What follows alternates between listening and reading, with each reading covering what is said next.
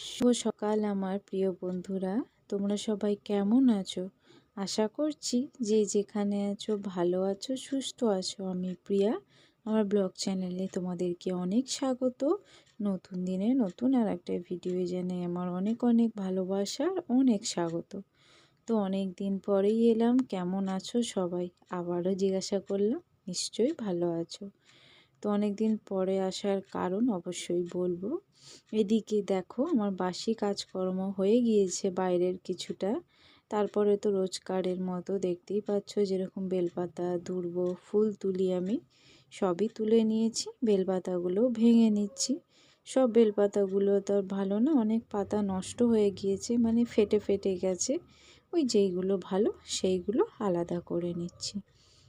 আর অনেক দিন পরে আসার কারণ শরীরটা খুব একটা ভালো নয় গো, তাই ভিডিও করতে পারিনি।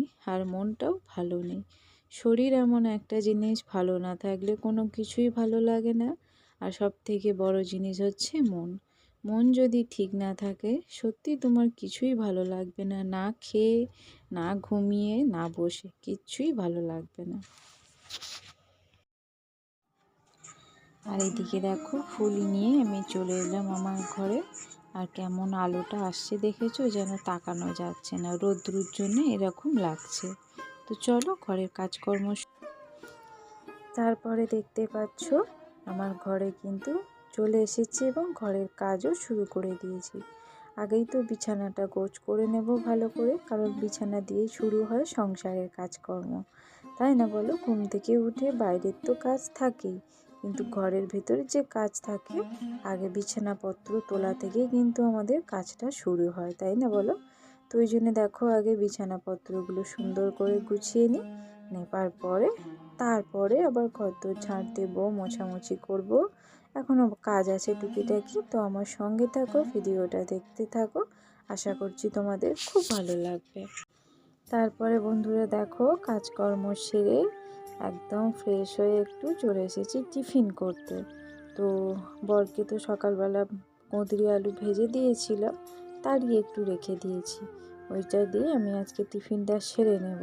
তো চলো টিফিনটা করে ফেলি, আবারও তোমাদের সঙ্গে পরে দেখা হচ্ছে, কেমন?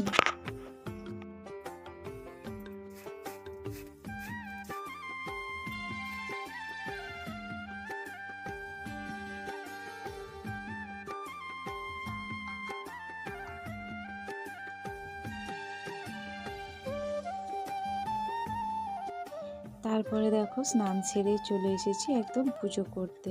আর ক্যামেরাটা ঘুরে ঘুরে কেন দেখছি জানো? সরি, ক্যামেরা নয়, ফোনটা। কারণ জানলাটা খোলাতেই তো আলোটা ভালো আসছিল, সে কারণে না খুব অসুবিধা হচ্ছিল। তো ওই জন্যে জানলাটার পাল্লা দিয়ে ফোনের দিকে তাকিয়ে দেখছি যে এবার ছবিটা ঠিকঠাক আসছে কিনা।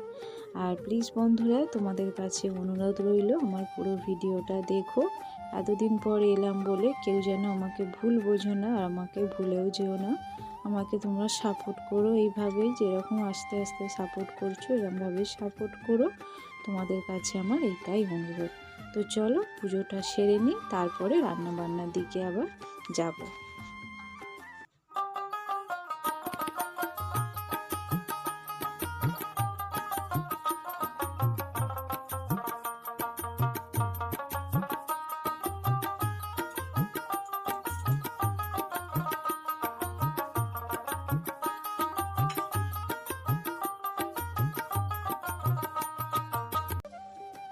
পুজো সেরে একদম বসে পড়েছি রান্না করতে।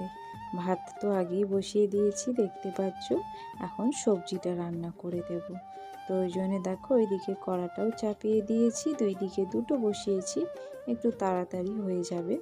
তো রান্না বান্না শুরু করে দিয়েছি, তোমরা সঙ্গে থাকো, ভিডিওটা দেখতে থাকো। জানো তো বন্ধুরা, আমাদের এই গ্রামে একটা কাকিমা আছে, তার আবারও বাচ্চা হয়েছে। সত্যি ভগবানের কি নিষ্ঠুর কৃপা বলা যায়। তো 10 মাস 10 দিন একটা বাচ্চাকে গর্ভে ধারণ করলো, জানো তো? গর্ভে ধারণ করার পর বাচ্চাটা যখন ভূমিষ্ঠ হওয়ার সময় ভূমিষ্ঠ হলো, 2 দিন মাত্র সে পৃথিবীর আলো দেখলো। দেখলো বলবো না, ওটা ভুল, সে আর কি বোঝে পৃথিবীর আলো, চোখ মিলে তো আর দেখতে পারলো না। তো 2 দিনের মতো আয়ু নিয়ে পৃথিবীতে ভগবান তাকে পাঠালো, আবার তার মায়ের কোল শূন্য করে তাকে কেড়েও নিল। কেন এরকম হয় বলো তো? কিছু কিছু মায়েদের সাথে ভগবান যদি দিয়েই থাকেন, সেটাকে বাঁচিয়ে রাখুক না, কষ্ট দিয়ে তাকে আবার তুলে নেওয়ার কি আছে? আমাদের বাড়ি থেকে কয়েকটা বাড়ির পরে কাকিমাটার বাড়ি। প্রথমে একটা ছেলে একটা মেয়ে আছে, ছেলেটা বড়, মেয়েটা ছোট। ওই 6-7 বছরের হবে মেয়েটা বোধহয়, আর ছেলেটা মাধ্যমিক মনে হয় দিল। তো আবারও একটা বাচ্চা এসেছিল, তো কাউকে বলেনি, খুবই গরিব, হয়তো কোনো কিছু কারণ ছিল, সেই কারণে হয়তো কাউকে বলেনি। কিছু মানুষ আন্দাজ করেছিল, তারা কিছু প্রকাশ করেনি, ওরা নিজেরা প্রকাশ্য করেনি বলে ওই জন্য তারাও প্রকাশ করেনি। তো যাই হোক, তো সত্যিকারে 10 মাস 10 দিন তাকে পেটে ধরলো, তারপরে এমনই তার মানে ভূমিষ্ঠই হলো একটা অন্যরকমভাবে। সে বাড়িতেই হয়ে গিয়েছিল কাকিমাটার বাচ্চা। তো নার্সিংহোমে গেল, যাওয়ার পরে ওখানে বাচ্চাটা ভালোভাবে আবারও হলো, হওয়ার পরে যা যা কাজ থাকে তো ওখানে করার পর তারপরে জানা গেল যে বাচ্চাটার সবথেকে যেটা প্রয়োজন মানুষের শরীরে, আমাদের শরীরে, সেই জিনিসটাই বাচ্চাটার নেই। সেই জিনিসটা হচ্ছে পায়খানার দ্বার। তোমরা কেউ খারাপ ভেবো না, এটা খারাপ ভাবারও কথা নয়। আমরা যাই জিনিস খাই সেটা কিন্তু আমাদের পেটের ভিতরে জমে পচে পচে সেটা বর্জ্য পদার্থ হয়ে বেরিয়ে যায় কিন্তু মলদ্বার দিয়ে। তো বাচ্চাটার সেই পায়খানার মলদ্বারটাই নেই যে সে পায়খানা করবে। এবং তার বাড়ির অবস্থাও খুব খারাপ, মানে কাকিমাটারও খুব অবস্থা খারাপ, আহামরি টাকা পয়সা কিছুই নেই, খুবই গরিব মানুষ। তো অপারেশন করার জন্য অনেক টাকাই বলেছিল হয়তো, তো অপারেশন না করিয়ে চলে এসেছিল। কি করবে, পয়সার ওপরেই সবটা নির্ভর করে আমাদের মতন গরিব মানুষের। তো বাড়ি আসার পরে সবার সাহায্যে আবারও গিয়েছিল বাচ্চাটাকে নিয়ে, অনেক আশা নিয়ে যে অপারেশন করিয়ে সুস্থ করিয়ে বাড়ি ফিরবে, কিন্তু বাড়ি আর ফিরল না সে, তাকে আর ফেরাতেও পারল না।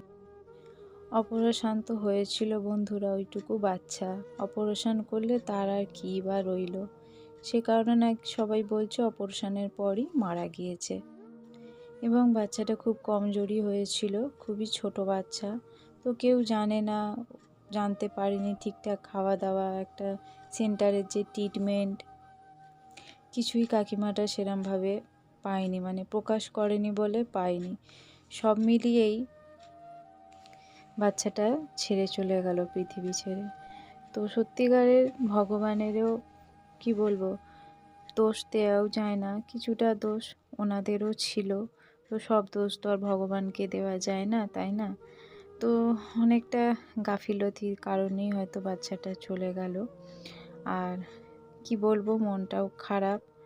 তো কথাটা শোনার পরে খুবই খারাপ লাগলো, ইচ্ছা ছিল দেখার, কিন্তু দেখতে যেতে পারলাম না, মানে কেমনই যেন একটা হচ্ছে, যদিও বা দেখতাম তাহলে সারাক্ষণ মুখটা ভেসে থাকতো, শুনেই যেন কেমন মনে হচ্ছে, তাহলে দেখার পর কি হতো।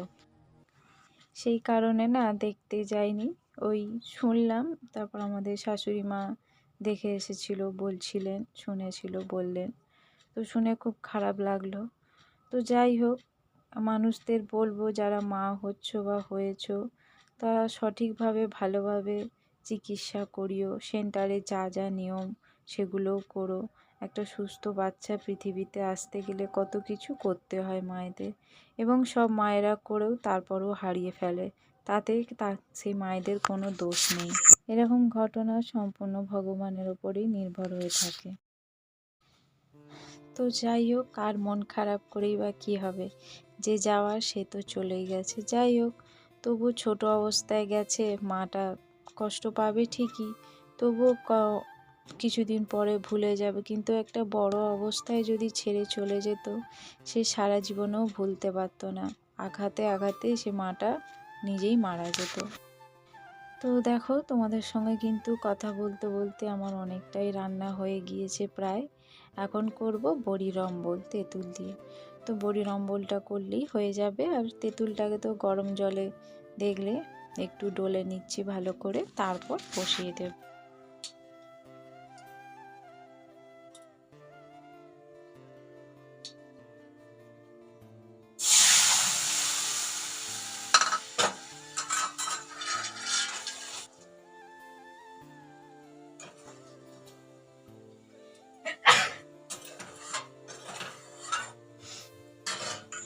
এই দিকে কিন্তু রান্না বান্না আমার কমপ্লিট হয়ে গিয়েছে।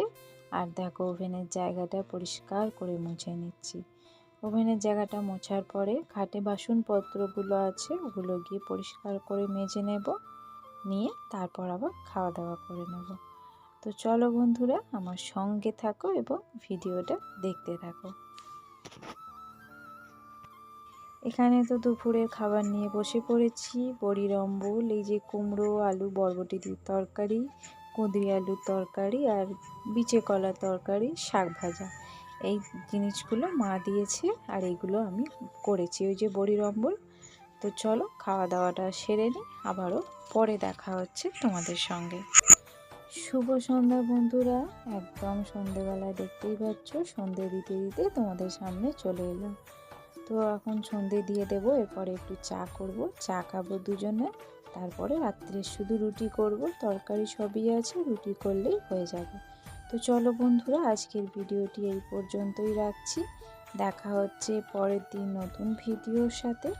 সবাই ভালো থেকো, সুস্থ থেকো এবং আমার এই ছোট্ট চ্যানেলটির পাশে থেকো। তোমাদের কাছে আবারও অনুরোধ রইল আমার। আর প্লিজ ভিডিওটা যদি ভালো লেগে থাকে অবশ্যই লাইক করো, কমেন্ট করো। আর নতুন যারা আছো আমার চ্যানেলটিকে একটু সাবস্ক্রাইব করো বন্ধুরা, আর এবং পাশে থেকো। তো আজকের মতন এই পর্যন্ত, সবাইকে জানাই টাটা। দেখা হচ্ছে আরও পরের দিন নতুন একটি ভিডিওর সাথে।